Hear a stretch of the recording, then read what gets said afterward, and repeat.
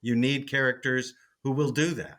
Have you ever thought of writing a sitcom pilot, but you didn't know where to start, or you didn't even know how to write a compelling character, or you didn't even know what to write about? Well, today you are in for a treat because I am talking with Danny Kallis, the writer and showrunner of The Sweet Life of Zack and Cody. And he is breaking down everything you need to know in order to write a successful pilot. Well, if this is your first time here, I am Lydia Nicole, and this is Acting Smarter Now. So, actors are always hitting me up wanting to know how do they write a script for themselves. And I thought, what better way to give them the information than to have a master teacher, a master showrunner, a master writer give us a little master class. So, Oh, what is the first thing an actor needs to do if they want to write something? learn how to write. Well, that's why we have you, so you can help us go through the process. So, what's the first thing an actor should start considering? A fulsome explanation than learning how to write is to just write. And the reason I say learn how to write is because whether an actor is writing for themselves or for somebody else, you're writing a pilot, you're writing a script, you're writing something original. And all of the rules, the uh, the challenge of writing a script remains the same regardless of whether or not you're going to star in it. And um, the usually when I get actors who want to do that and they show up in my classes, uh, it's because they want to write something for themselves. And um, the reality is, I say, well, what's your character? Because every great show starts with some character and some situation, some premise, some challenge to their lives where suddenly in this pilot or in this series or in this one episode that becomes your pilot for your series, um, the world is suddenly not the same.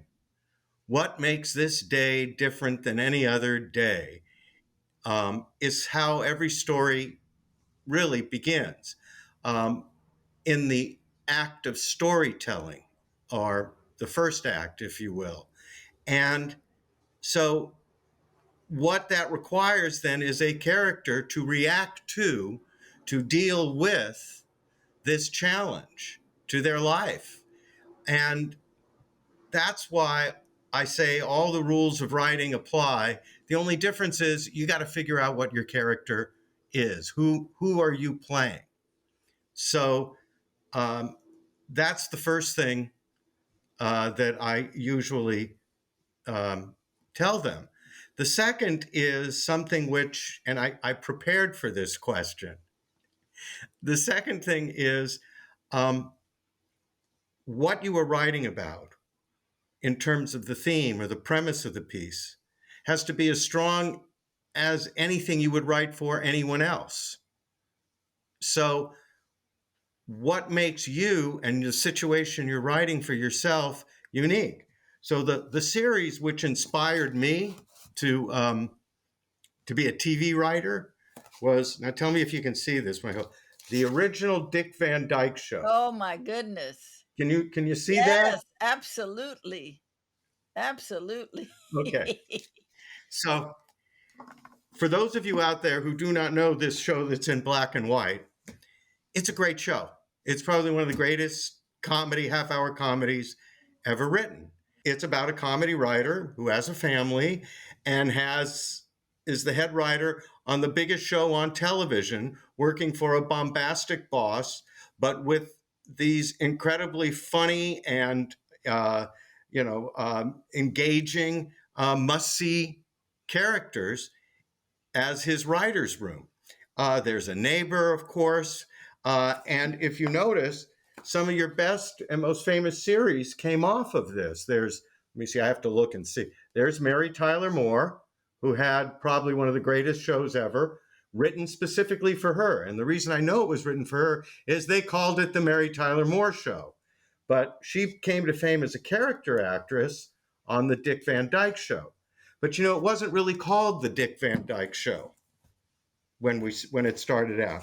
I'm going to read to you what it was written by Carl Reiner. Now, Carl Reiner is an actor, a comedian, and he started out on a show called Your Show of Shows with the brilliant Sid Caesar. And it was a variety comedy hour, and he wrote for it, but he also starred in it, co-starred in it. And there came a point where that series ended. And like many actors, he was going, well, gee, what do I do next? And so in this first chapter called Anatomy of a Classic, here's what he wrote.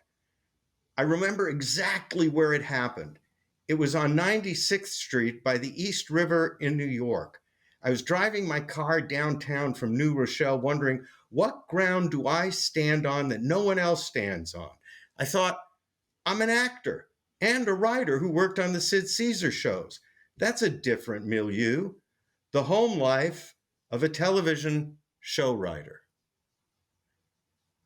And so he wrote the show, and he called it the Carl Reiner Show.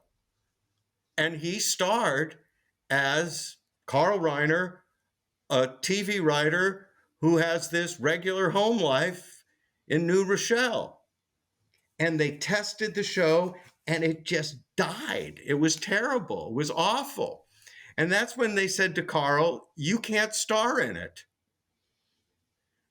You really weren't, he wasn't the right guy. And there may have been a number of reasons for it. I mean, he was very funny, but, you know, he was, you know, it didn't resonate with those test audiences. So they decided they'd get Dick Van Dyke, who was this rising star. And so the Jewish writer, actor Carl Reiner, who wrote this show about his life, ends up hiring Dick Van Dyke, the brilliant musical comedy actor, and it became a huge hit. Huge, as big as they come. And Carl knew he was right, that they were right, that he was not the star of this show. It had to be Dick Van Dyke. Now, mind you, Carl Reiner wrote the Sid Caesar character, the bombastic, bigger than life, impossible prima donna star of the show he was writing for. And so guess who he cast as the prima donna star of the show that Dick Van Dyke was writing for? That's right. Carl Reiner took that role instead. And he was brilliant. And now he was not a regular, meaning he wasn't in every single show, but he would show up in, you know, maybe a third of the episodes every season, and they were always hysterical. So the irony is, here was a writer who wrote a show, or an actor who wrote a show for himself, but ended up not really doing the starring role. But the show worked, and the show was successful, and it became a template for what a great comedy had to be. And the reason that it was so successful is because regardless of who was starring in the show, the premise of the show, the heart and soul of the show was so pure and solid, and the cast worked so well together that it worked anyway. To me, or for me, what that says is, first and foremost, actors who want to write a show for yourself, you got to make it a great show. You can imagine yourself in that role, you can write it for you, but in the end, you have to be right for that role, and the network has to say, yes, you're right for the role, or these days, a streamer. And If you are successful enough to get that, and unfortunate enough for them to say to you, like they did to Kyle Reiner, sorry, you have to fire yourself as the lead and hire somebody else. He found a role for himself, but he made an incredibly successful show. And the key thing he wrote there was, what ground do you uniquely stand on? It's a version of what I tell all writers who are trying to write a pilot, which is to some degree, write what you know. So, what makes you, the actor in this case, writing the show? What's a unique premise for your character?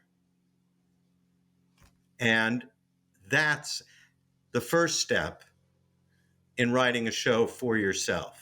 We have to know the character and we have to know the premise. Those are the beginnings of writing. Correct. And what that central conflict is in your show. So the original Dick Van Dyke Show, it was balancing home life and work life. It was that you are at work dealing with an impossible boss and your fellow workers, and the joy of doing your work is what gets you through. So it had inherent conflict. It had a lot of what we call legs, meaning stories and story areas that you can go to. And it had that magic of casting, which ironically, for actors who want to create roles for themselves, they should understand that, it is about, are you right for that role? Or what I really mean is, whatever actor you cast has to be right for that role.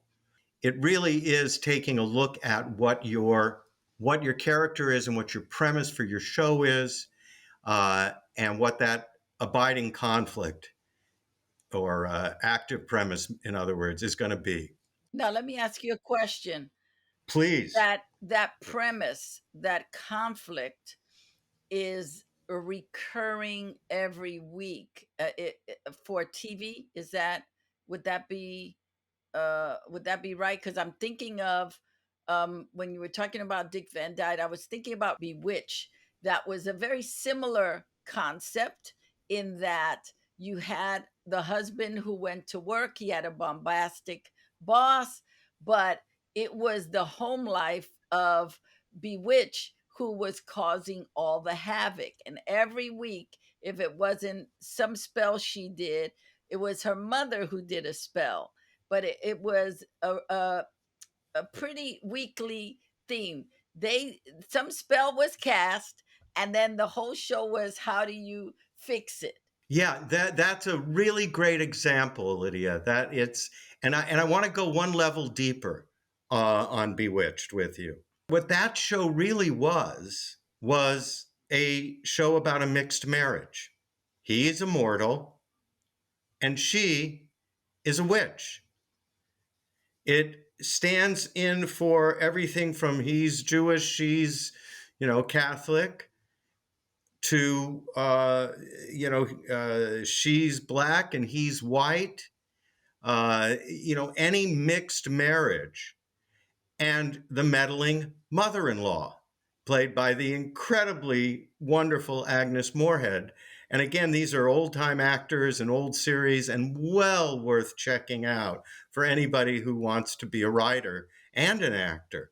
But the premise of that show was that Darren said, I'm going to marry you, but you have to promise that you're never going to use magic. We're going to live like a regular family. But the mother-in-law's attitude was, is he crazy? You're a witch. You have to be true to yourself. Why would you possibly give that up? And therefore, conflict always ensued. But it was a mixed marriage. So all the stories related to that. And then, in addition to that, is that he was holding down a job, and that job was always, as you correctly pointed out, compromised by whatever magic ended up intruding upon them. And I'm also thinking about I Love Lucy, which was brilliantly written because you had a husband and wife. The husband was the star of a cabaret or a nightclub, and the wife always wanted to be in show business. So every week it was, how does she get in show business? What can she do? to get in show business. Right. And this idea that every week you tune back in to see some conflict that was initially set up in the pilot really is kind of the universal truth of a series, which brings people back to watch it week in and week out, even if they aren't doing an analysis of it as we are right now. Everybody Loves Raymond is a show about really how difficult it is to grow up and be your own adult and raise your own family when your parents live across the street from you and are constantly barging in. So that premise, if you look at the show and look at episodes with that premise in mind, you will find that that premise is played out within an episode. Somewhere in there, it's going to percolate because it's what drives the series. If you took that element out, you don't have a series. That is a requirement of all shows. If we take Taxi, which is an ensemble, more of an ensemble than what we were just talking about, what would the premise be in a show like that? In a show like that, it would be something along the lines of how if you pursue your dreams at all costs, no matter what, you will rise above being a loser working at a cab company. Okay, I love that. And the brilliance of that show as an ensemble was that even in an ensemble, you need that central character who sort of holds it together in some fashion. In the case of Taxi, that character was Alex, played by Judd Hirsch, wonderful actor. And he was the only driver at the taxi company who was just fine being a taxi driver. All the other characters wanted to be something else. So it was about people who were on their way up, people who were, struggling to figure out who they were. And against that madness that all of those characters would generate was the very stable and, Alex Rieger, whom they all looked to as the sort of adult in the room in the show. And he was ostensibly the lead of that ensemble. So he was also the hardest one for them to find stories for. But the pilot episode did revolve around him, if you take a look at it. Similarly, in an ensemble, think about Friends. Now, most people think it was a straight up ensemble, right? Mm-hmm. And it was. But if you read the character descriptions for Friends, which, were fairly brilliant, in fact, probably, the best character descriptions I've ever heard. This was in the original pilot script. Now, normally I don't include character descriptions in my script. I just give a quick pop of a description in the stage direction, enough where you get who the character is. And in supplemental, like a Bible or whatever, I'll give a more detailed character description. But listen to what they wrote. Okay. Monica, smart, cynical, defended, very attractive, had to work for everything she has, an assistant chef for a chic uptown restaurant and a romantic disaster area. Rachel, spoiled, adorable, courageous, terrified, Monica's best friend from high school, has worked for none of what she has on her own for the very first time and equipped to do nothing. Phoebe, sweet, flaky, new age waif, Monica's former roommate, sells berets on the street and plays guitar in the subway. A good soul. Now the boys. Ross, intelligent, emotional, romantic, Monica's brother, suddenly divorced, facing singlehood with phenomenal reluctance, a paleontologist, not that it matters.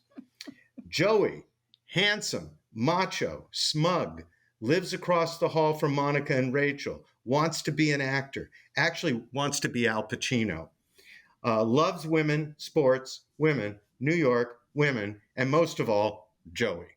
And then Chandler, God rest his soul, Matthew Perry, I loved him so. Droll, dry, a wry observer of everyone's life and his own. Works in front of a computer doing something tedious in a claustrophobic cubicle in a nondescript office building, survives by way of his sense of humor and snacks. All are in their 20s, all trying to figure it out. That's the premise for the show. But here's the question, which, or not the question, but what's so interesting about this being an ensemble. A, they started with Monica, but in every character description, there was a connection to Monica. For Rachel, it was Monica's best friend from high school. For Phoebe, it was Monica's former roommate. For Ross, it was Monica's brother. For Joey and Chandler, they lived across the hall from Monica. Mm. So Monica was the Alex Rieger, in a way, of Friends. So even in these two ensemble shows, you needed that central character.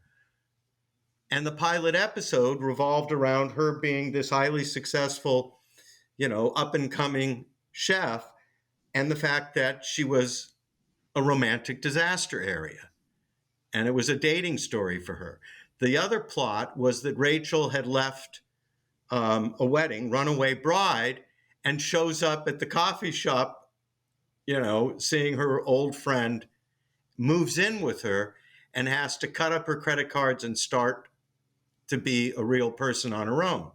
There was also the subplot for Ross of being divorced. And the boys and Phoebe had other little stories, but they all bounced off those main storylines. So, regardless of whether you are an actor trying to write something for yourself or just a writer trying to write something good, you need to think in terms of character. Specifically, if you're writing something for yourself, what is your character? And those are some great character descriptions. They use sharp, defining character adjectives.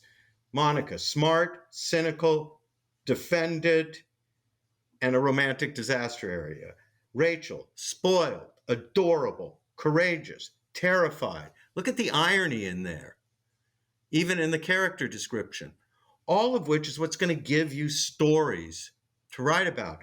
But then the final premise being all are in their 20s, all trying to figure it out. So, yeah, even an ensemble, you need those strong characters. And the premises within the character breakdown. The character proves the premise of your show.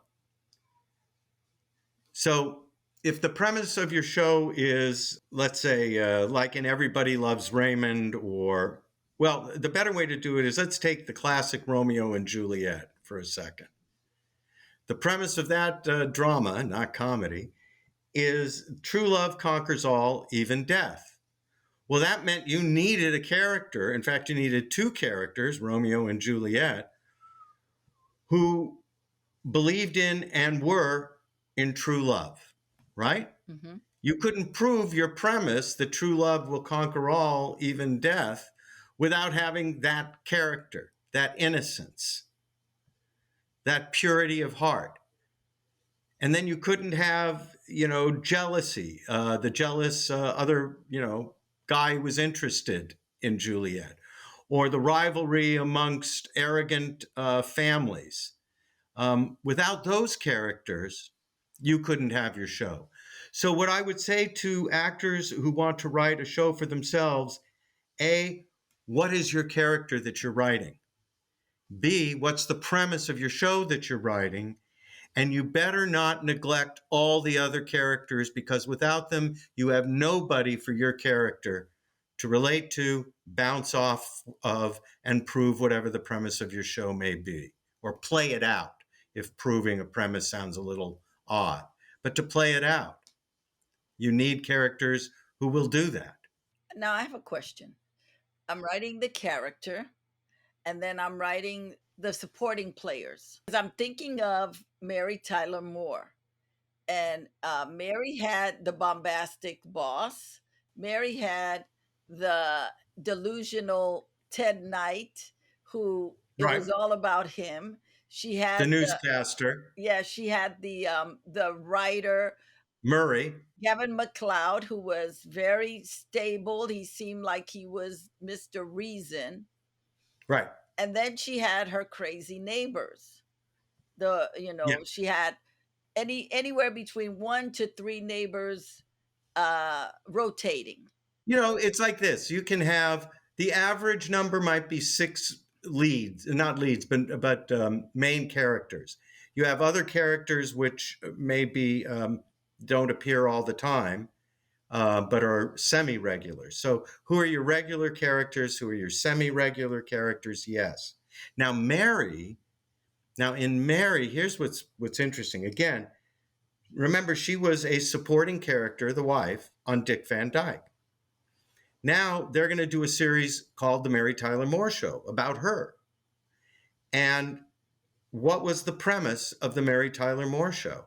Premise of that show was in the song, You're Gonna Make It After All. It was a single woman who was determined to have her own career. Now, in the original pilot that they wrote for The Mary Tyler Moore Show, they had her having a divorce and then moving to Minneapolis to become a producer of a news program, the worst news, channel in the world, because that's where the funny is. But that was the premise was, can a woman who is divorced become an independent, self-supporting woman? It was the first real feminist show on television at the time. When the network heard that she was divorced, they said, no, no, no, no, no, no, no. She can't be divorced. They wouldn't allow that at that time in our history. Divorce was taboo. No one got divorced. They even were concerned that because the America was so in love with the Dick Van Dyke Show, and this was at a time when a top show got 25 million people watching it every week, sometimes more. Think about that. Mm-hmm. In today's world, where if you get 1 million viewers, you got a hit. 25 to 30 million people watched it. The network was afraid that too many people would believe that she divorced Dick Van Dyke and wouldn't like her. Mm. Isn't Wow. that amazing? Yes. Yes. And so what the writers agreed to do was she broke up with a boyfriend and moved to Minneapolis.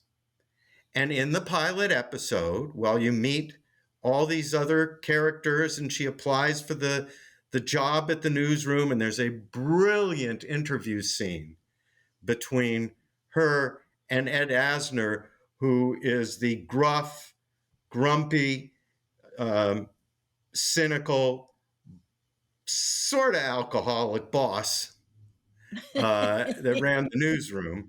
I mean, in the middle of the interview, he opens his file drawer and pulls out some bourbon. Want a drink? And it's a brilliant piece of how to write exposition, which, by the way, everyone, is a very hard thing to do, but you must learn to do it. They did one of the best interview scenes ever. And then she has to get this apartment, and the rival for this apartment that she was getting, and she was being shown by Phyllis, who owned the building, it was Rhoda, the girl who lived up in the attic, who said, you promised me this room, this studio apartment.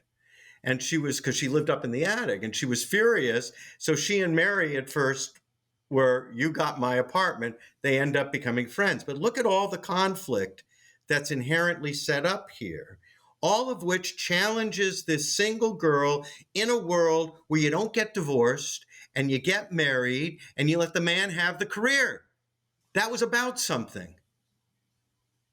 And you needed a character like Mary to pull it off. And that's why character plus premise plus situation, where you put them, hence situation comedy, is what makes for a successful show. And I don't care whether you're writing it for yourself or you're just a writer who never wants to be on screen, but you're channeling all of these, characters. And you, as I always do, I find a way to relate to what the characters are, who the characters are, and the premise of the show. So um, the last scene in Mary was the boyfriend showing up, whom she had broken up with. She ends up, uh, telling him, "No, I have started my life over, and I'm going to, as the song said in the title song, I'm going to make it after all." So it was a universal premise that an audience could relate to, played out by this actress who filled this role in such a real way that you never questioned, is she acting? Even though she had been on a very big show, she's now creating a whole new persona, and the Correct. audience is asked to believe it. Oh, yeah. And that's what I meant at the beginning by you still got to write a great pilot, regardless of whether you're writing it for yourself or not. And if you're writing it for yourself, then as Carl Reiner said, where do I stand? What ground is unique to me that could be an engaging show? Or what situation? What challenge? And what are some of the components when you are writing a pilot? Because a pilot is different from just a regular episode. What are there basic components besides character, premise, and conflict? What else is needed in that pilot? Well, you're creating a world. In the case of Mary Tyler Moore, you're creating a newsroom world. In what's something a little bit more current? In Barry, is the story of a hitman who really wants to change his profession and become an actor, which meant you were living in two worlds here. One was his world as a hitman, the other was acting class and trying to become an actor. But it's really a story about anyone who's trying to change their career because they're not happy with the gig they got and the life they're living. That's what it's really about. So you create a world. That means setting. It means that you are creating the tone of your show. Is it a parody? Is it a dramedy? So it has more drama in it. Is it high concept, meaning aliens from a planet like Third Rock from the Sun? Is it low concept, which would be more Everybody Loves Raymond? Would The Office fit in low concept as well? Yeah. Oh, And now that's interesting. You were asking what other elements. What else it does is in terms of tone and style or genre. In Office, the genre became a mockumentary. And a mockumentary is using that documentary format where you talk to camera in those private moments. And that's become very popular, frankly, almost too popular. Abbott Elementary uses that device. Correct. Hmm. But take Abbott Elementary. It's about this young do-gooder teacher, Hopeful. She's hopeful. She's determined to change kids' lives. hopeful, determined, a little innocent, but with grit. Notice that the best character descriptions kind of have those dualities going. In Rachel, it was, courageous and terrified at the same time. Um, you could say the same thing, if you will, about the lead in Abbott Elementary, courageous but terrified. So um, And yes, she wanted to write a show about, her love for teaching and teachers, I think her mom was, and how they can change the world. But of course, what's the conflict in the situation? She's got a principal who is, runs the place, who is not just feckless, but she's completely narcissistic and only looking out for herself. You've got, a couple of bitter teachers who are, have a very different view of these kids and what can be done. There's a love interest in there, and these characters are able to play out the premise of the show. So she wrote something for herself, but she knew that the character that she created was one she could play. And more importantly, as a writer, she understood how important those other characters were. So, one of the things that all writers trying to create their own show should remember is you can't act alone. And your antagonists are often not only the best characters, but without them, you have no show. So that is how you have to, those are the other elements that you create. When you go to just write an episode of a series that's already existed, the characters are already there, the premise is already there, the situation that you're putting them in is already there. The world, the set, the attitudes about it, already there. You have to create all of that if you're making an original show. I love staying with the pilot because I think when you're writing something original, you have to create that world, and you have to be very specific, and it has to be colorful, and it has to be multi-dimensional. Right. So you're writing this story. You talked about exposition for the Mary Tyler Moore show and how well it was between the scene with her and Ed Asner, her interview to work at the station. We Correct. learned he's got a little drinking problem by how he pulls out the bottle at the end and offers her some. Right. So, can you just talk about exposition for a minute and just kind of set it up? What exactly is exposition and why is it needed in your writing? Exposition is the information that you need to know in order to understand what's going on here. It literally is to expose who is this person, what are they doing, what do they want, what is their backstory. But if I just said to you, there's this woman who left a boyfriend and she moved to another city and she went to get a job at a news station, and then she had to find a place to live, and she met the landlady who was kind of flighty. And I'm giving you exposition, aren't I? Yes. Are you bored yet? Yes. I do not care. You do not care.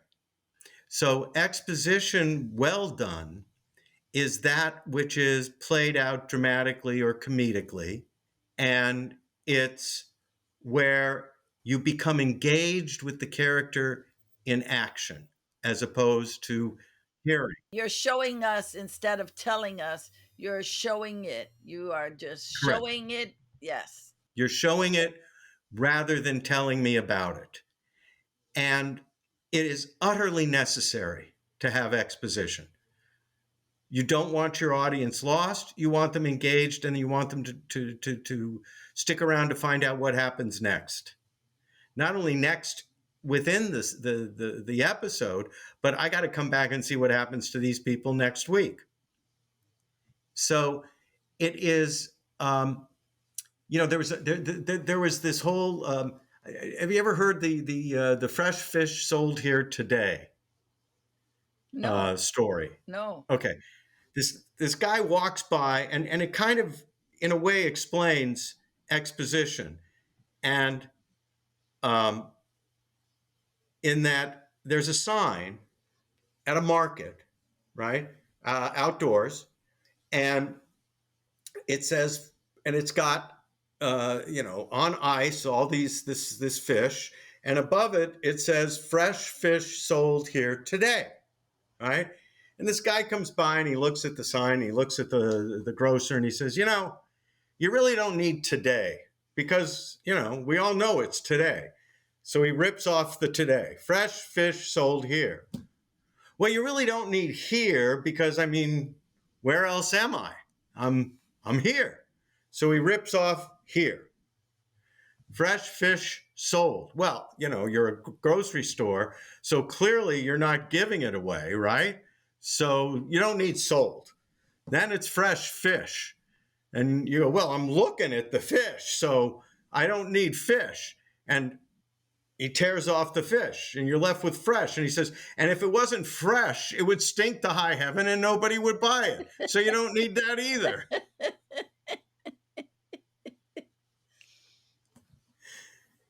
Now, obviously, the picture alone told you they were selling fish, right?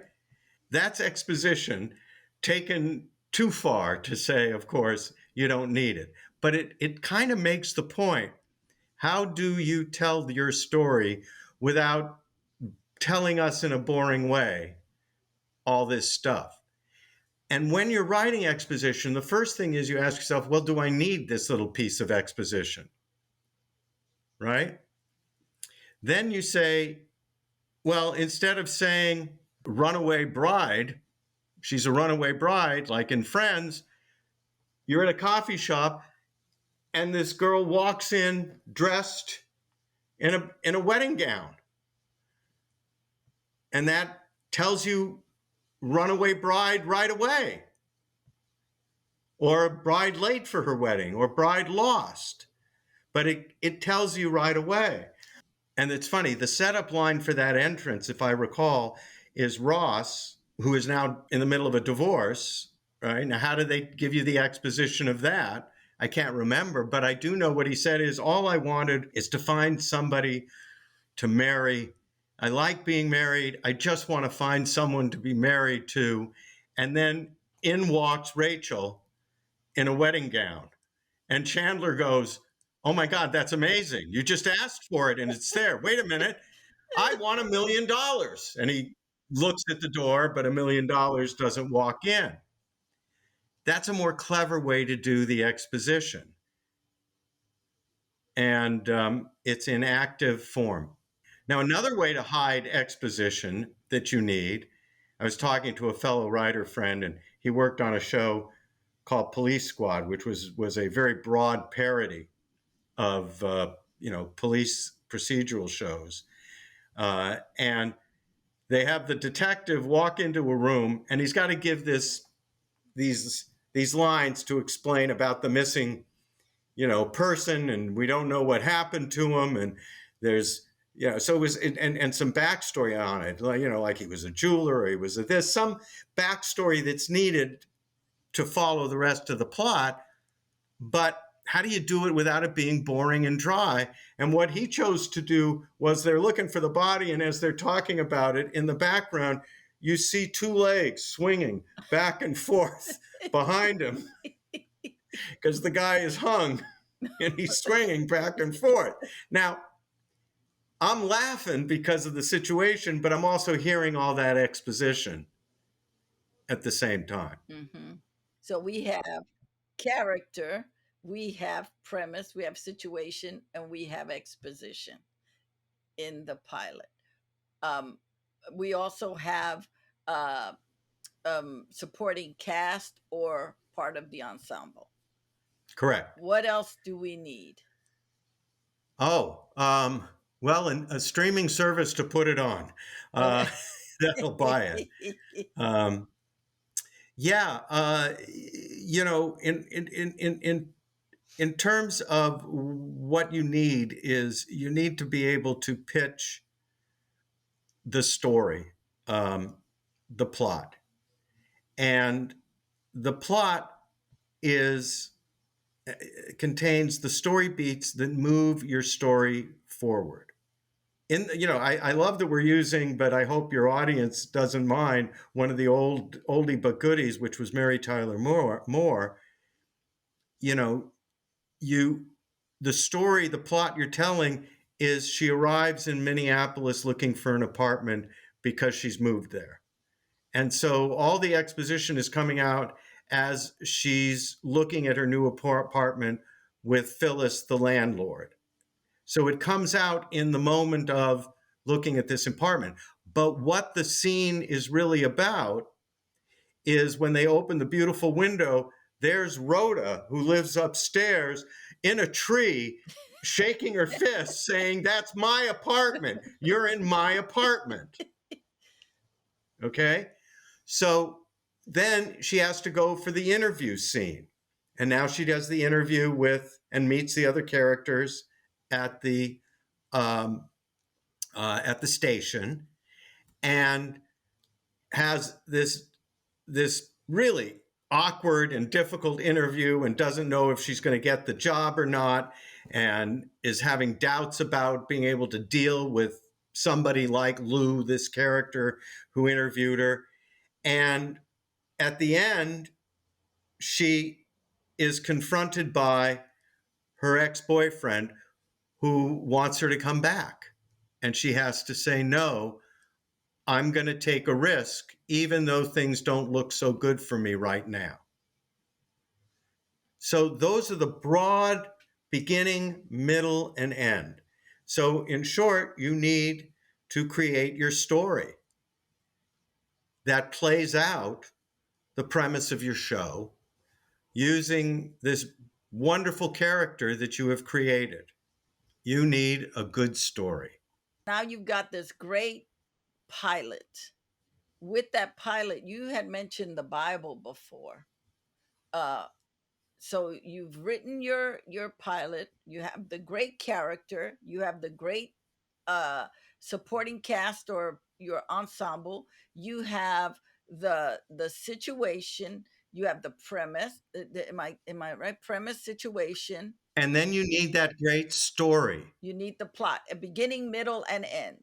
Now, there are different types of pilots that you can write. Story wise, you can write what's called a premise pilot, meaning the first time that Barry discovers the acting class in the pilot for Barry.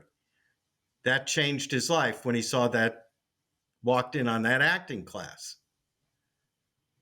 That, and often that's called the inciting incident, something that really changes this day that makes it different than others.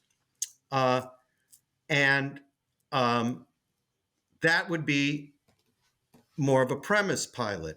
When I did The Sweet Life of Zack and Cody, I could have done with Jim Gagan, my writing partner, we could have come up with a story that was a premise pilot, meaning the first time they arrive, they meet everybody, the first possibility that things aren't going to go well, then they resolve it, they find their new extended family at the hotel. And we could have done it the first day they arrived, but we decided we didn't want to do a premise pilot. Instead, we wanted to do an episodic pilot or an episode pilot. It could have been the second month they were, or the second week they were there. And in this one, and we came up with, oh my God, at least 15 possible stories that we could use as a pilot episode. And the one that we chose was the $10,000 Kiss, which was the story about how the boys think their mom has money problems when she gets mad at them for charging room service. We may live in a fancy, swanky hotel, kids, but we can't afford room service. We're still the help here, which is the premise of the show right there. And when they hear their mom's in trouble, and they just got in, or might be financially in trouble. They have just been grounded because they were rollerblading through the lobby and nearly broke an expensive vase. They hear from Maddie, the candy girl, played by Ashley Tisdale, that there is going to be a big wedding. And at the big wedding, between this baseball star and this famous actress, whoever can get the picture of them kissing after the wedding, the paparazzi, they're going to get $10,000 for that photo. So they decide they're going to break their being grounded. They're going to sneak through the vents and get a picture of the kiss and sell it so they won't have money problems. And of course, they get caught. And of course, they get in trouble. And mom has to say to them, look, while I appreciate that you're trying to help me out, kids don't take care of parents. Parents take care of kids. Now you're grounded for another month. Now, we chose that story because it touched on all the important elements of the series. They didn't belong there in terms of the suite. It was a perk of the gig. So they're working class. They're really back of the house rather than front of the house. It worked because all the other characters, and this is key, folks, all the other characters were bouncing off of that story in one way or the other. The candy counter girl provided the information about this valuable kiss, and she's the one who was babysitting them when they go to take this picture. And in order to escape, because they're twins, one twin has to masquerade as the other one while the other one goes to get the ticket, to get the picture. So all the elements that made this unique had their play. But it wasn't a premise pilot. Third rock from the sun, they arrived from another planet. Premise pilot. The Abbott Elementary was not a premise pilot. It was just an episode. It wasn't her first day of school. So when you're looking for the story you are going to tell that delivers on what your show is about, you could do a premise pilot, which writers tend to like because we get to give all that backstory, and it lays it out. But networks or streamers tend to like the other one because they can say, well, this is what the show is going to be week in and week out. Both work. Both are great. It's a choice you make when you create your show, but it has to do with what story are you telling. So character, premise, story, and in the words of the people who first taught me, scripts are easy, stories are hard. You need that great story in order to make a great pilot. So what is the Bible and why do we need it? All right. Bibles are something of an invention of the last decade or two because they are now doing episodic versus serialized shows. So besides deciding, am I doing a premise pilot? Besides deciding, is my show going to be a high concept or a low concept show? You decide whether or not it's an episodic or a serialized show. Meaning serialized, last week on this show, we're going to fill you in on what happened because this episode depends on you knowing some very key things that happened before. Episodic means I can tune into this series one every 4 episodes and it doesn't matter if I saw the other 3. Right. So Bibles became more important with serialization because it tracks out an arc for a year or for 3 years, and networks love it. When I was doing predominantly episodic shows, or shows that, which most of them were, they did want to hear, give us 10 story ideas. That was the extent of the Bible.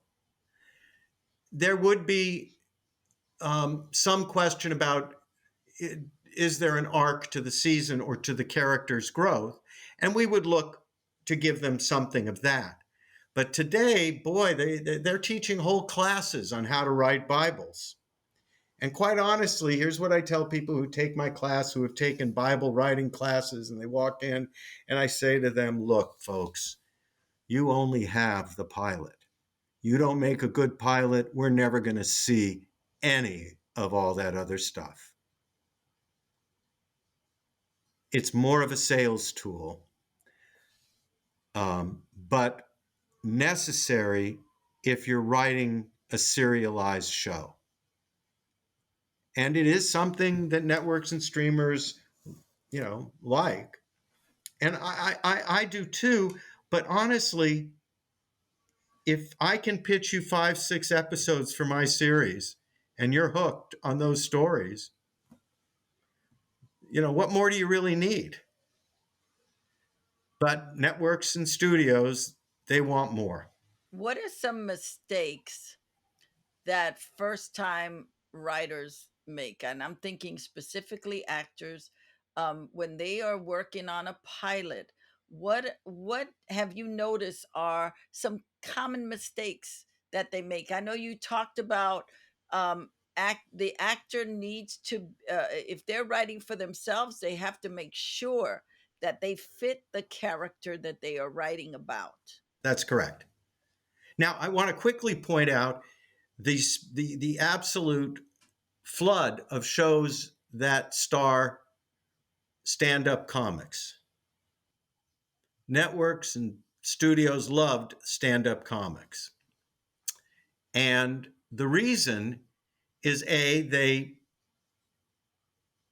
main reason, I think, is they had a little bit of some notoriety, not a lot. They brought me, Mark Curry, and he was only a minor stand-up, relatively speaking. I mean, he had a successful stand-up career. And ironically, I didn't know what to write for him because there was nothing in his act that really I could glom onto and go, that's a series, as compared to Roseanne Barr, whose entire act was the domestic goddess. So when, Matt, who created the show, he came from Indiana, the Midwest. He wrote a domestic goddess. He actually sent the set decorator, when you talk, what else do you need? You need the set, you need the setting. He sent them back to Indiana and his mother's house, and they duplicated that to make it Roseanne's house. Wow.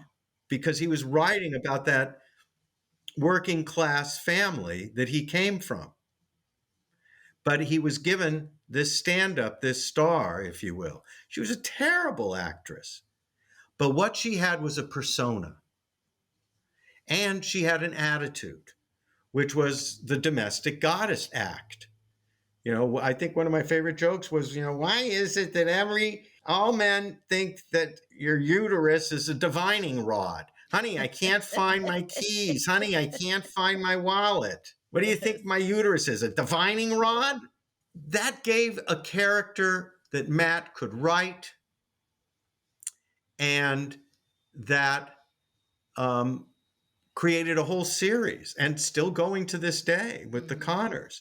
And it was about that working class family, but she and her character and her act informed it. Tim Allen, same thing. His act was, you could visually see a series from his jokes. Yes. And the series it's not just his jokes, it's the character that he played as a stand-up. That, the whole, bullshit man, macho, can fix everything. But in truth, the fun of that was he couldn't fix a fucking thing. The same guy who created Roseanne went on to create Home Improvement. And he wanted me to work with him on Home Improvement, and I couldn't. I was actually running another show at the time. God, I wish I had gone to work with him. I would have made a lot more money. He was very generous in terms of sharing some of that wealth. when they syndicated the show with the other writers and showrunners. But I felt so, I was so grateful to him because he got me a great deal on Who's the Boss. Um, I ended up calling him when I had an idea for his show, an episode. Now remember, the character's already established, the premise is already established, and he needed 22 stories to tell using those characters and that premise. Because in some way, the premise of the show is going to be in every episode, sometimes more obviously than others, but it's in there, believe it or not. So I called him up one day and I said, I have a great idea for your show. And he said, yeah, what is it? I said, I'm just going to give you the title of the episode and you'll know exactly what it is. He says, okay, what's the title? I said, To Kill a Woodpecker. He laughed and he said, thank you. I'll talk to you later. 6 weeks later, I saw on air this show where a woodpecker is outside Tim Allen's window and he is being driven crazy by it every morning, and he is determined to get rid of that woodpecker. And it is a man versus nature story, which goes right down the middle of the series. The central conflict of the character and the central conflict of the series. Honey, I'm going to get rid of that woodpecker. That's when you've got character, premise, and story all working together for you. And stand-ups give you that character. It's why they like them. And they come with a little bit of an audience, Yeah.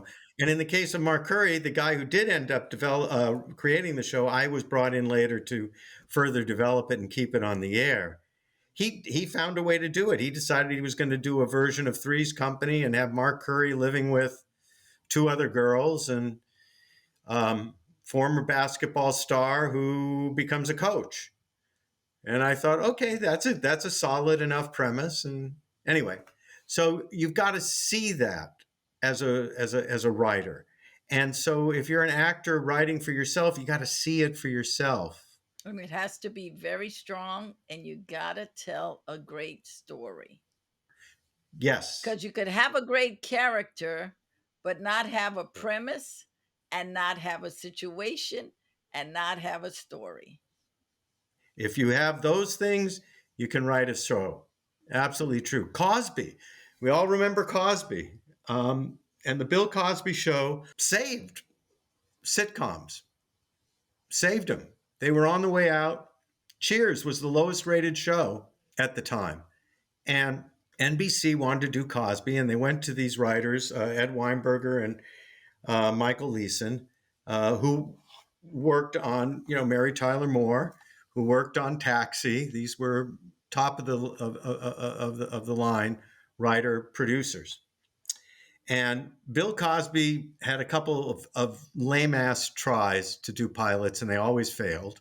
He had another lame idea, but Ed Weinberger and Michael talked him out of it.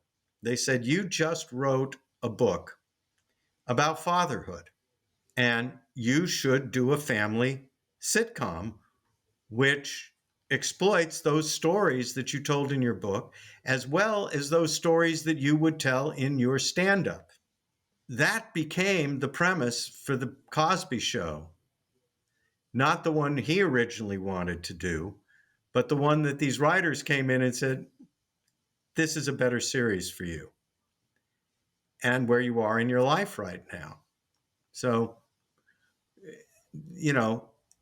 those elements are what's needed to write a great show, even if it's for yourself. Okay. Going back to mistakes that actors make when writing their story or wanting to do a sitcom, and even comics, because you also have comics who are writing stories. They want to have a sitcom. Um, should they, when they are writing it, should they hook on to a showrunner? Should they hook on to someone experienced in writing sitcoms to help them out? I think the answer to that is that a network studio is, or streaming platform, whatever you're calling them these days, they're always going to want an experienced showrunner. Always. They want the guy or girl who they know will deliver an episode every single week on time, on budget, that works. And that's experience. That's working your way up the ladder until you're ready to run a show. Not necessarily your own, but certainly a show, and then eventually your own. Um, let's talk about Seinfeld for a minute. Seinfeld, uh, obviously, they used his stand up directly in that show.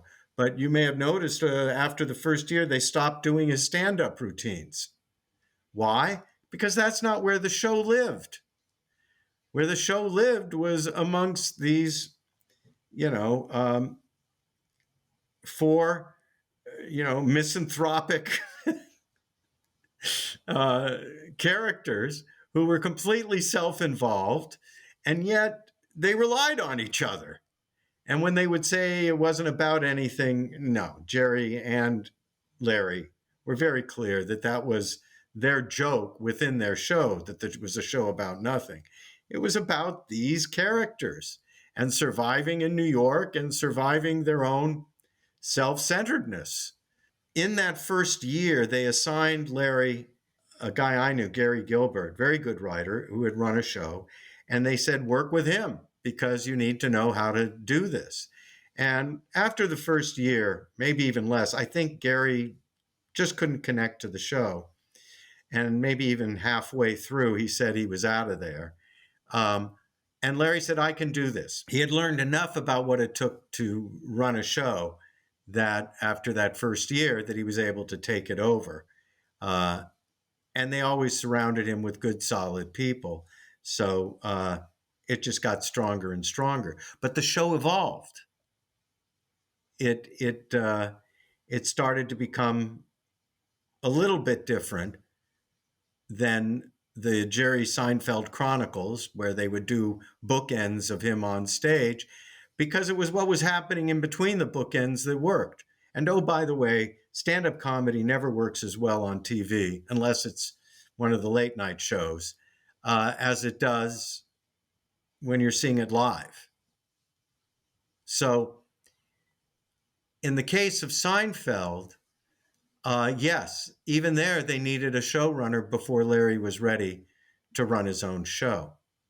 You have a really well written script, it has all the elements, you feel confident about it.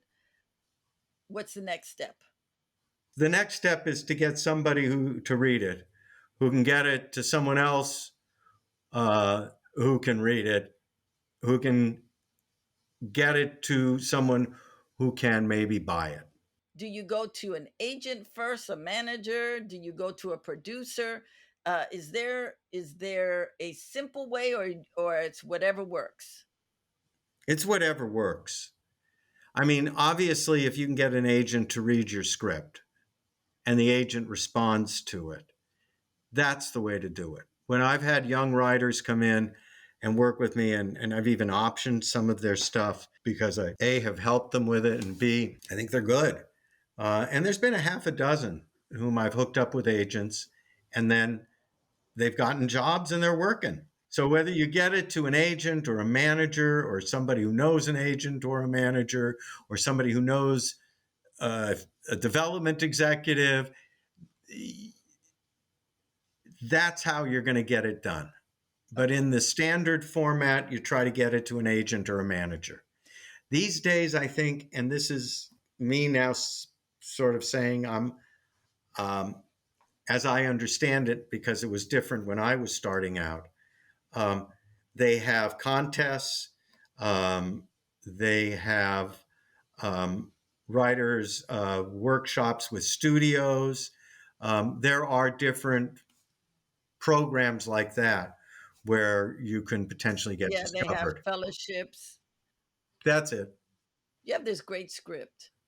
It's not quite right, but they like you enough that they go, hey, you would be a great writer on this show. Or, maybe we could put you in the writer's room for a season for you to learn what you need. Is that something that A lot of these studios have writers programs that they say you're a good writer, you can and you apply to get into their program. When I was doing Hanging with Mr. Cooper, there were two writers that came out of the Warner Brothers writing program, which was very good, Jeff Astroff and Sikowitz, and they went on to be very successful writers in their own right. When I was working with Jim Brooks at Gracie Films on a show called Phenom, Adam Chase and Ira Ungelleider were two interns who wrote some scripts, and I put them on the show, and they went on to become writers on Friends. Actually, so did Astrof and Sikowitz. Friends actually gave both of those sets of writers a huge boost, and their careers, they never look back. Writer programs are great to get into. I think that um, any actor who wants to write is now a writer if they get to fade out. And that's what I would say. If you're an actor and you want to write, then you are now a writer. okay, I just came up with a question. Ask away. You wrote the pilot. It's your first draft. Let's talk about first drafts, and I'm gonna let you take that because I've got a lot of opinions about first drafts. First of all, I would say if you got to fade out, congratulations, you are a writer. That's number one, I would say. If you can get to fade out, I don't even care how good it is. Well, I do care, but the more important thing is you got to fade out. And that makes you a writer in my book. Um, but only just the first step, because writing is rewriting. Um, I was often asked, "Do you love writing?" And I said, "Oh God, no, I not at all. I love rewriting because I've got something on the page. I can cut it, I can punch it up, I can change it. I see what works, I see what doesn't work. So much of what a first draft is seeing what doesn't work and what does work, and then having the ability to throw out the stuff that doesn't work and the willingness to brainstorm on what might work better. The person who said it even better than, I like rewriting, I don't like writing, was somebody asked Dorothy Parker, the great writer, "Do you love writing?" And her answer was, "I love having written." So when it comes to first drafts, that's great. Pat yourself on the back. Now look for where things aren't working for you. Look to see where the story stops or where the story takes a turn that doesn't make logical sense. Or are you tracking the emotional arc of a story, which is different than the plot per se? It is the emotional part of it, whether which essentially is what you want. You want to grab people, emotionally. And so that's where you start to look at your draft and say, have I delivered on the premise of my show? Or did the premise of my show change in the process of writing it? Which is fine. It just means you have to rewrite those scenes that aren't working towards that end so that it does work towards that ending. The other thing I would say about after first drafts is you often get notes from people, and now you got to rewrite. Writing second and third drafts, I mean, it can be hard because you get notes and they're good notes and maybe they're right, but boy, it starts to pull this apart and it changes that over here, and it's a whole other skill set to know how to take notes and execute those notes so you don't ruin what may have been really working and pure and simple in your first draft. And that's why it often takes a third, fourth, fifth, eighth draft before you get it to what that next level really is. How valuable is a table read after your first or third draft? Oh, I think hearing it read is critical. Now, does it have to be a table read with actors? Yes. No, No? no, no. First of all, like when I'm working with um, another writer, usually I'm the one who reads the script. Like when I wrote with my most recent one, Michelle, she always, we'd always say, okay, let's read the scene. And what that meant was I read the scene. She hated reading the scene, but she could listen as a writer. And I was teaching a class, and this young woman didn't want to do that thing where I read the script. She said, it helps me when I hear different voices. So can I assign, parts to people in the class? And I thought, all right, I'm going to let her do that because it's a great way to teach this lesson. And the lesson was, we're not doing an acting class here. You are a writer. I don't want you wearing your actor hat. I want you wearing your writer hat.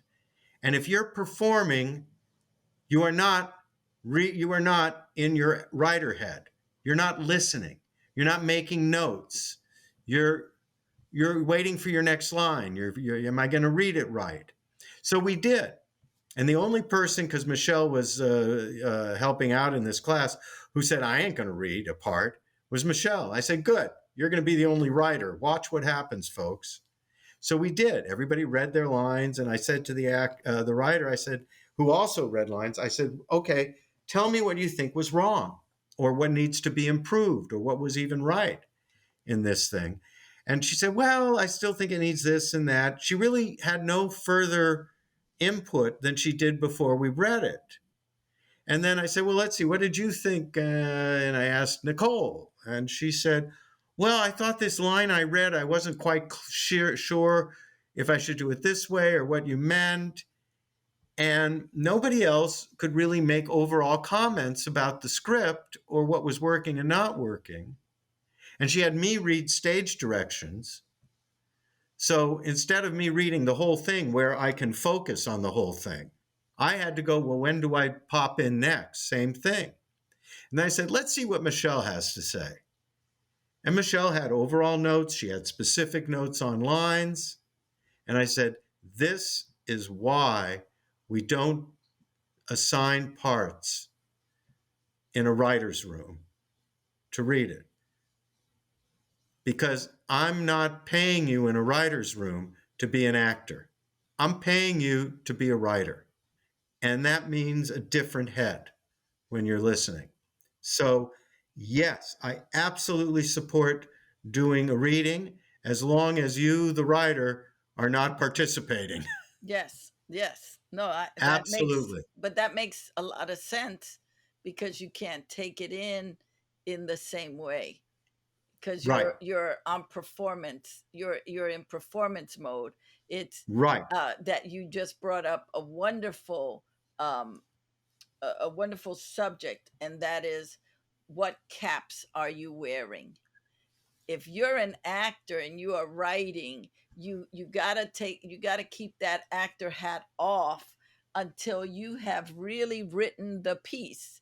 You have to, because otherwise you become schizophrenic within that creative space. You're not sure who you are, what you should be doing. You have to be very um, it's almost like I like to when I share with actors, I always say you need four different hats.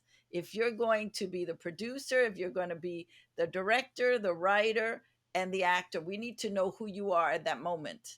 So I always recommend getting caps and then putting the name on it and literally putting that hat on so you can remember Yeah. who you are. I learned that from stand up, and then I was producing, I was producing stand-up shows, and then I was the artist. Well, when was I the artist, and when was I the producer, and when was I the stage manager?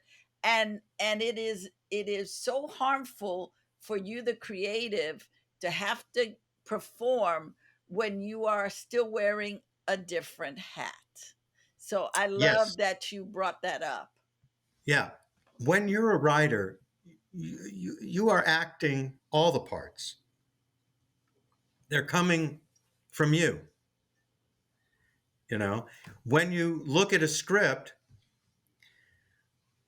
I may be attacking each scene, and attacking is a key word. Attacking means there's action. We don't, there's a reason you go lights, camera, action, not lights, camera, let's just discuss. It's action. So, you know, when you're doing, um, when you are writing a scene, you might write it from your lead character's point of view first. But every character in that scene needs a point of view. If a scene is slow and sluggish, take a look at what your antagonist is doing. Because what they want, what they're after, is the direct impact on your lead character. And if you want, if something is stale or, sounds expositional, then look for the conflict with the other characters. And remember, you're writing a story, so you want to be in service of that story. Oftentimes, the question I ask, well, what would really happen next? And then give yourself a handful of different alternatives and be creative with those alternatives. I mean, um, you know, if somebody is telling you something you don't want to hear, you can do this, right? Or you can start to sing, or you can doodle, or you can go la la la, because you know it's active, right? So as you write your scenes, you need to look to these other characters that are either standing in the way of what your main character is trying to achieve, or they are a supporting character and they have a point of view or an attitude, or they create a problem for you inadvertently. You work with those other characters. So you take a pass through the scene and you look at what the other characters are doing and what their attitude is about what's going on. That's kind of the tricks of the trade when it comes to writing those scenes. How do you formulate your jokes within that scene? You know, one of my mentors was Dave Davis, and he didn't like writing jokes, and I'm not a joke writer per se. Um, you know, you're not writing, you know, a priest, a minister, and a rabbi, you know, walk into A bar. a bar. You know, you're writing character and you're putting those characters into a situation. And if the situation and the conflict is sharp enough, you're going to be funny in that scene. You will find you're funny. So I mean, I'm less interested in, I mean, yes, you want jokes, but jokes in a dramatic or a comedic piece rather come more out of character and situations. Now, do you need a punchline? Do you still need a punch up guy or a joke guy to help you make that work better? Do they understand how to craft that line that punches the joke? Yes, you do want that. But remember, in writing as well as in quote unquote joke telling, what's more important, the setup or the punchline? It's both, but you are 100% right. If you don't have the right setup, you have no joke. It ain't going to happen. So when I look at a joke, a setup, and a punchline, if the joke isn't landing, a lot of times I'm looking at maybe the setup is wrong. You know, Mm-hmm. if you say, oh God, this is not right, but it's something like if you don't say, you know, I couldn't sleep last night. Okay. Uh, yeah, that's a line. It's not a joke. But if you were to say I slept like a baby, all of a sudden you got all sorts of possible punchlines. I cried myself to. Oh, you cried yourself to sleep. Oh, you made a dump in your pants. I mean, it's in the setup Hmm. that there's a potential joke. So, uh, and in writing, without writing for a quote unquote joke, you always need setups. A lot of times people will write stuff and I'll go, wait a minute, this wasn't set up. And I'm not even talking about a joke. I need to know this in order for this to play.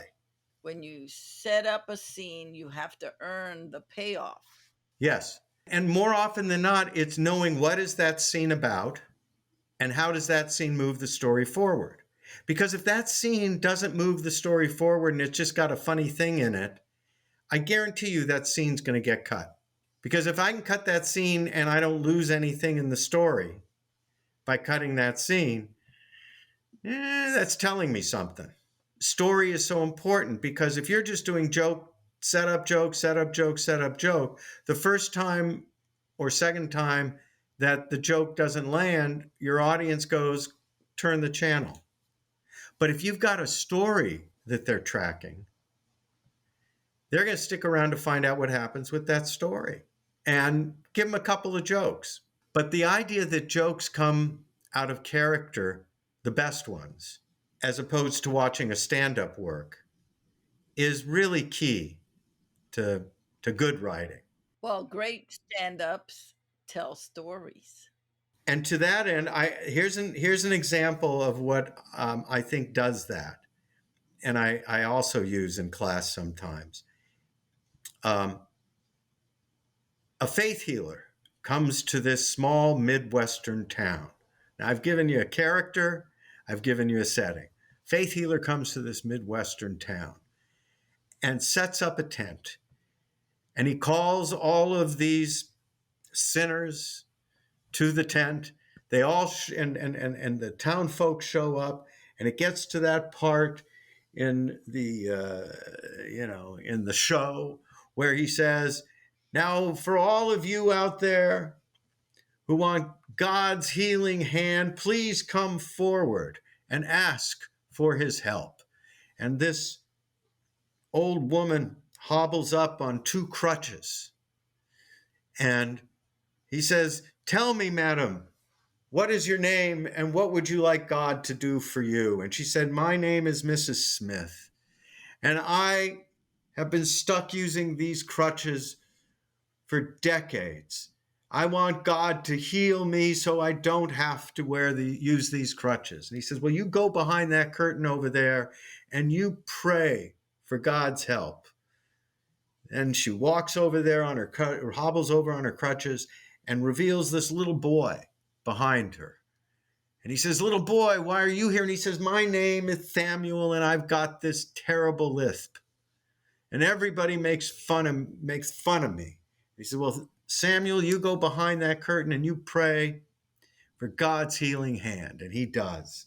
And then as they're behind there, he calls to the audience to pray with all their Hoseas or whatever, and for God to heal these people. And then he says, "Mrs. Smith, can you hear me?" "Yes, Mrs. Smith, I want you to throw that right crutch over the curtain." And that right crutch comes sailing over the curtain and the crowd goes wild. Now the left crutch. And the left crutch comes sailing over the curtain and the crowd goes even more wild. "Now, Samuel, I want you to say something in a loud and clear voice so we can all hear you." "Mrs. Smith just fell on her ass." There you go. Character, situation, tension, conflict, and a great payoff.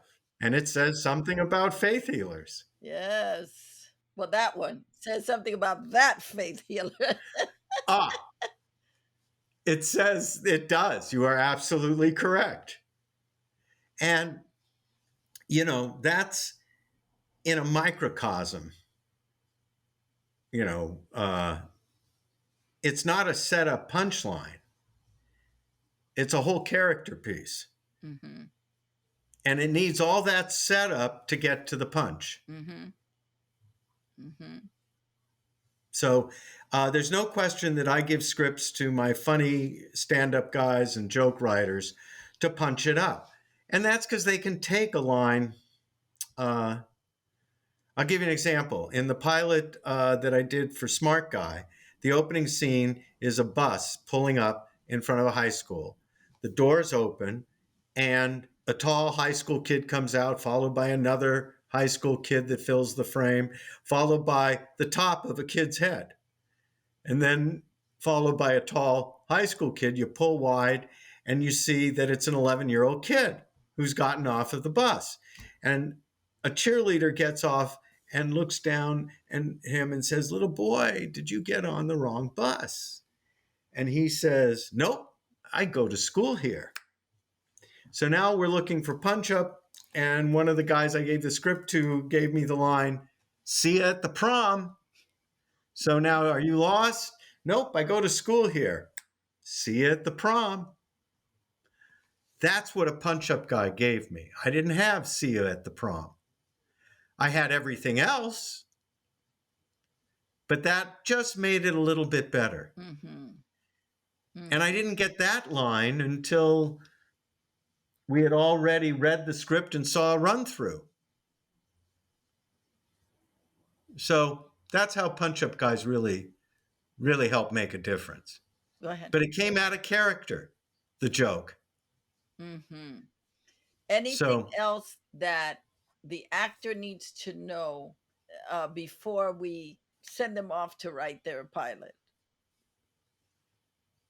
no, I think we've really covered pilot writing generally and why, and that what an actor brings as a character that he wants or she wants to play. And the stronger that character is, the better your show is going to be. After that, everything else, you know, I had a recently in one of my pilot writing classes, a woman from Nigeria who wanted to be an actress and who was working as a PA on some movie somewhere. And I wasn't sure if she could write anything any good. And when I heard what her idea was, oh God, it was all over the place. But she had a great character, and who left her home in Nigeria to get away from an abusive husband and a mom who wanted her to stay in an abusive marriage because the man had some money, and she leaves to come to America to find her dream and escape this horrible marriage. And I went, that's a great premise. Right away, I'm liking it. And she turned out to be pretty funny, and she wrote this Nigerian character that was, had a was wildly. What's the word I should use to describe her? That she was opinionated and loud and demanding because she was a little spoiled coming from where she was. But she was bound and determined to make it and wasn't going to suffer anybody, any fool lightly, even if she was being the fool. And then when I was doing, the one time I broke my rule was that when I was reading her, the scenes that she had written, I said, you know what? I'm going to break my rule here. I kind of want to hear you read it because you're the actress. And I'm not sure I quite have that voice down. I couldn't quite give it enough justice. Well, she read it, and it was really funny when she did it. The actress really brought something to the role she wrote for herself. So while I say, and for good reason, as you agreed, that you should be listening as a writer, when you're an actor writing a piece and it's really your voice, sometimes you got to read it to really get it. And she did. So, for actors specifically, you're becoming a writer. So think like a writer, but make sure you know what that character is. Oh my goodness. Danny gave some amazing tips on how to write a sitcom. What was your takeaway? Why don't you put it in the chat and give me a thumbs up? And while you're at it, if you feel so inclined, buy me a coffee. But don't go anywhere because we have another great video from Danny where he breaks down even more writing tips.